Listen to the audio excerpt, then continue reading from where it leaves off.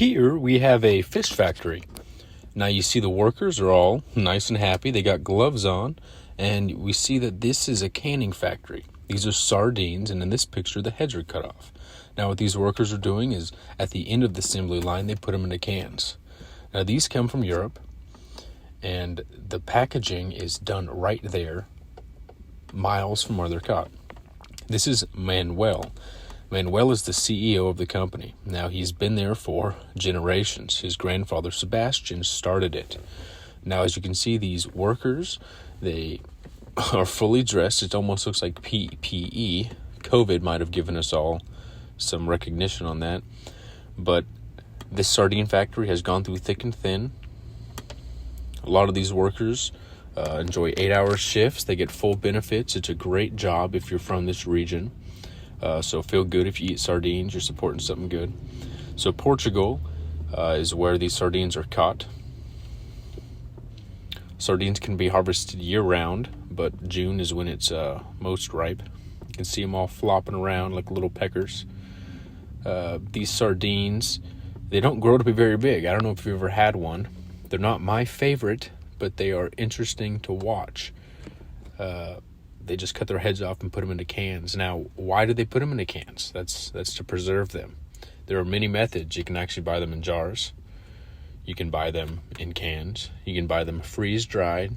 You can buy them deboned, with bone, any kind of sauce you can think of. And so they arrive by boat to shore, truck to factory, probably truck to store, maybe plane, depending on where it's going, maybe back on boat. But once they're in the can, they last about 10 years. Here you see they've been frozen. Now, freezing them is a very popular method of keeping them.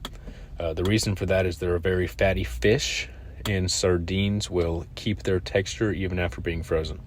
So freezing them does absolutely nothing in deteriorating them.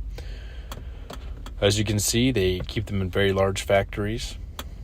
Now that is to keep prices low, of course. They freeze them, put them in the machine, and then they treat them just as if they were fresh sardines.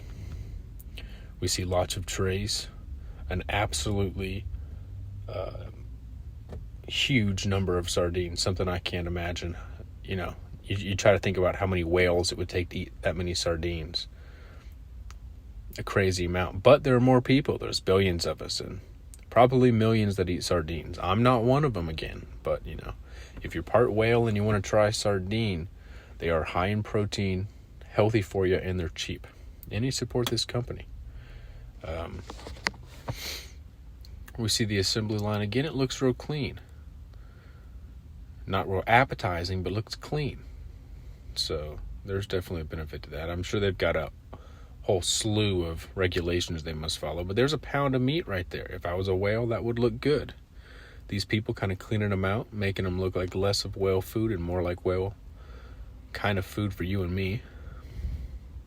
I'm not sure why they're in pink. Maybe it was white and somebody threw in a red sock or something, but it's an interesting look. They really aren't trying to make anything of it look appealing, but it does look kind of sanitary. Maybe a doctor's office, a kill office. Now that is the kind of flavoring they're throwing in there, peppers. And these are the cans on the way out. You know, they throw in some sauce. It can be vinegar. Sometimes it can be an oil. Sometimes it can be water. It just depends on your taste. This is them washing off the cans. They boil them in a special solution.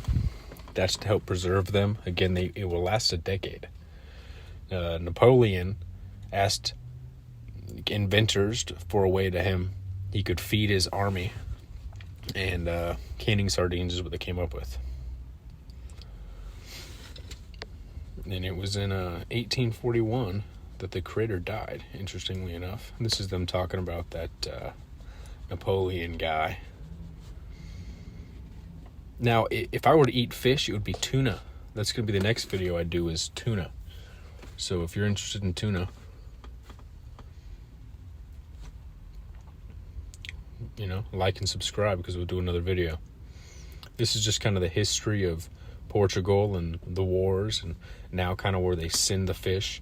That showed in Europe, but now it's really all over the world. People in America, where this guy speaking is from. Matasa Shua.